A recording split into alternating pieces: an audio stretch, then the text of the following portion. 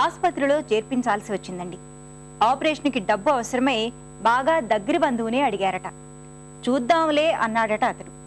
తీరా బిల్లు కట్టాల్సిన సమయానికి ఇస్తాను అని నేను ఖచ్చితంగా చెప్పలేదు కదా అంటూ తప్పుకున్నాడట అతగాడు. పాపం ఎంతో ఇబ్బంది పడింది నా స్నేహితురాలు. ఇలాంటి అనేక అనుభవాలు మనం కూడా ఎదుర్కొనే ఉంటాం. చూద్దాంలే అంటూ ఏ విషయాన్ని సాగతీయకూడదు.